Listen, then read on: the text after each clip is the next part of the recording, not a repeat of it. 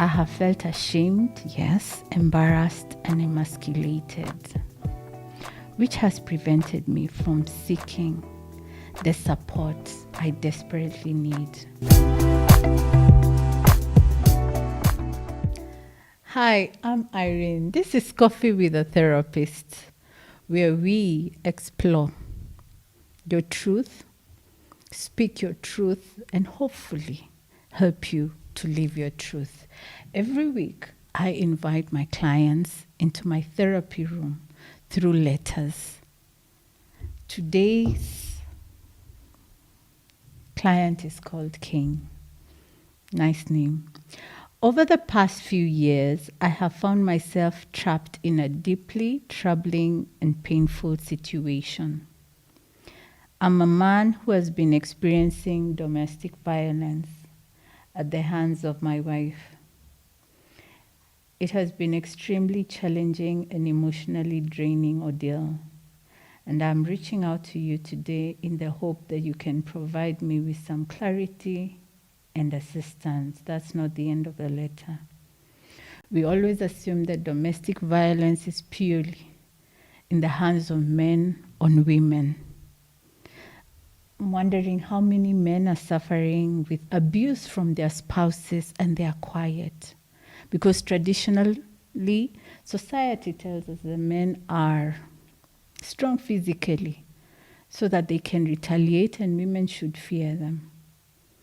But this is happening more way than we care to think or imagine. And I wonder how many Cains are out there. The letter continues. The abuse began subtly with occasional outbursts of anger and verbal insults. Gradually, it escalated to physical violence, including slapping, hitting, and even using objects as weapons against me. I have lived in constant fear, always walking on eggshells and trying my best to avoid triggering her anger. The constant anxiety and uncertainty have taken a toll on my mental and emotional well-being, and I can imagine. I have felt ashamed, yes, embarrassed and emasculated, which has prevented me from seeking the support I desperately need. Cain, I understand. And today I'll help you explore almost 11 reasons why you would not leave that abusive relationship. Number one, as a society, we normalize behavior, unhealthy behavior. And so you may not understand that you're actually in an abusive relationship. Now you understand that you're in an abusive relationship. But how long did it take you to realize you were in an abusive relationship? Because here in your letter you said several years. It began subtly and it has escalated over the years. The truth is, many people don't even realize they were in an abusive relationship. Number one, because again, you grew up in abuse, maybe more extensive abuse than now. And as it escalated, it became what you already knew. And so, for us to ask, why have you stayed this long, is because, number one, maybe you didn't realize you were in an abusive relationship. But now that you realize, what would prevent you from waking up and walking away? Two, this whole experience can destroy your self-esteem. And that means you can't believe you can start afresh. Abuse can destroy who you are until you're stuck. Living would mean proactivity. Living would mean you believe in yourself. Living would mean you have the inner emotional and courage and the support systems to feel I can walk away and do better by myself, for myself. And so, again, your self-esteem could have been altered by life, by experiences, by loss of a job. As days go by, we can have the most highest self-esteem, But self-esteem is never permanent. Life experiences chip and can continually chip on your esteem. So continuously, we all need to check, how am I feeling about myself? Because life happens and can hit you and reduce your self-esteem. Meaning, you don't actually believe you can start afresh. Number 2, with a low self-esteem, it's too much to think of what to do, how to stop this. 3, the cycle of abuse always ends with a honeymoon phase. Many of you who have had friends, sisters, mothers, anyone around you who has gone through domestic abuse, the frustrating thing about them is when you remove them, they come back. The truth is, there's a honeymoon phase. Let me give an example. You're hurt, you're hit, and this lady could be anyone you know, and she's beaten to a pulp and she runs to you for help. And then the man or the woman comes back begging, I am sorry, I'll never do it again. They go on their knees, they plead, they beg, and they say all the nice things. That's what we call the honeymoon phase. Because when they go back, for a week, a day, 3 weeks, a month, life will be honeymoon. Until they will forget and believe. The man says, I don't know what entered into me. I don't know what got into me. Me, I love you. I would never have done that. I'll die. I'll kill myself without you. They love bomb you. And when they love bomb you, that's what we call the honeymoon phase. That temporarily makes you forget that you have a black eye. You have a broken hand. Number 4 is the belief that it's dangerous to live. That out there on my own, I can't make it.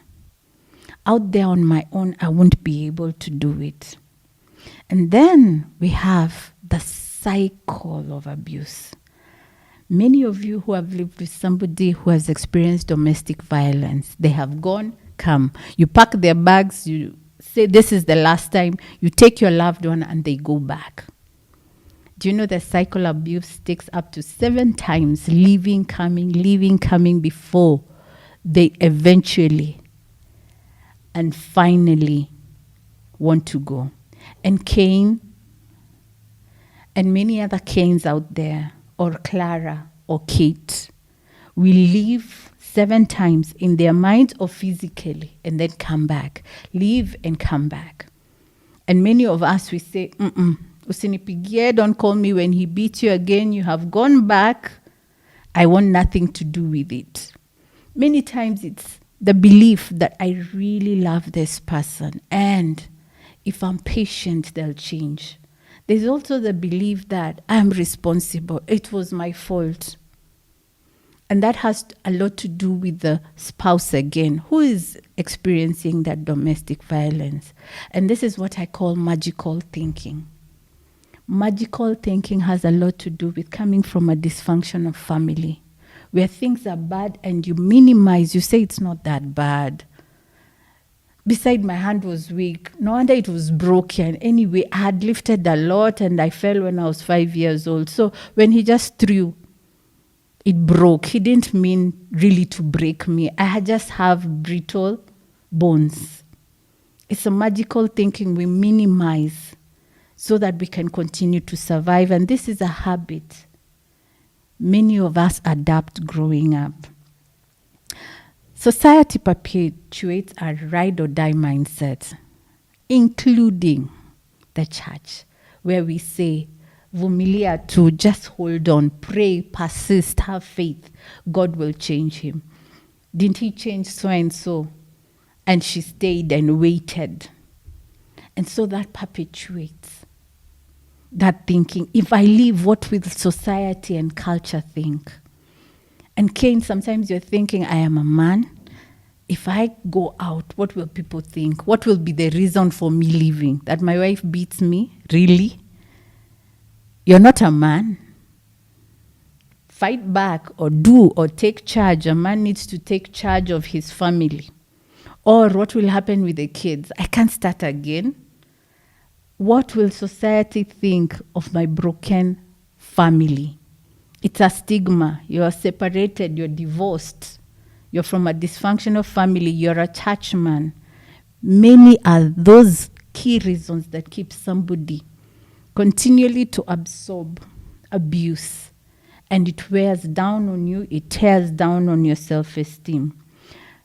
Another reason is that you actually feel personally responsible. And you tell yourself, Cain, you tell yourself, Cain, I'm the one who makes her angry. If I change, she will do better. She's a lovely woman. You even give reasons. She was not like this before. After COVID, that's when this happened. After the baby, that's when this happened. When my husband lost the job, that's why this happened. We give reasons to keep on staying there. Because what it takes to see the truth, and truth is very painful.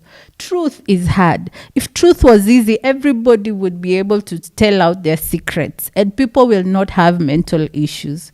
But truth sometimes is very painful, even to ourselves, that it's easier for me to lie to myself. And sometimes, Cain, sometimes the truth for you is so difficult to face.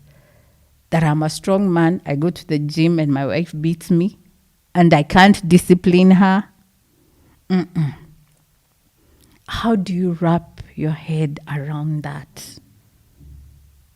How? There's a belief that if you stick it out, things will improve, things will change. It can't be like this forever. Another form of magical thinking, that time will heal all things. A perpetuated lie that when time passes, things will get better. No. Time just makes things marinate. And when they marinate, they become heavier and thicker. Healing is what heals things, confronting, speaking, and doing something about it. And then there are social pressures to be a perfect couple. We all knew you, Cain, as a perfect husband and wife. And you want to continue keeping that image because image to you might be amazing. In fact, maybe the cry for help is that I will change her and cause us to stop being abusive. And yet we cannot change anyone, especially one who's not seeking help. Number two, who doesn't see as if their behavior is causing hurt or pain. Almost impossible. Help is only given to the person who realizes, I need help and can ask for help. Another reason is fear of how others will react. Many of us right now live in a society that has to do a lot about image. How do I look? Cameras are rolling. Is my head okay? Is my hair intact? Image is another. And then you have shared a lot of together. We have shared, time has passed. I'm going to go old. The fear of the unknown. So what do? Leave? But I stay in this and acclimatize. My suggestion is that you explore and sit down and find what reason has kept you and what reason is still keeping you. But abuse is non-negotiable. It will hurt you, has hurt your children emotionally, psychologically, and it doesn't get better.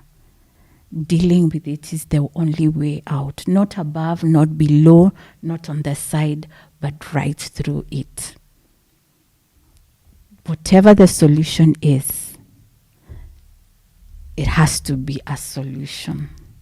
And sometimes the solution is not what we want to hear. I know you want to hear that she will change and how can we change her? No. Violence, you have to get out in the wake of violence. And we have seen people end their lives because a quarrel escalated and became out of hand. And people lost their lives, others lost an eye, I've seen people who lost their limbs, and we have had stories, tragic stories, of how domestic violence has changed the lives of people forever. So my suggestion is, if you get the help, the support, to sit down and be able to get out of that situation, whichever way. With that, this is me, Coffee with a Therapist, hoping that you and Kane and everyone else can be whole, be well, and be healed. See you next time.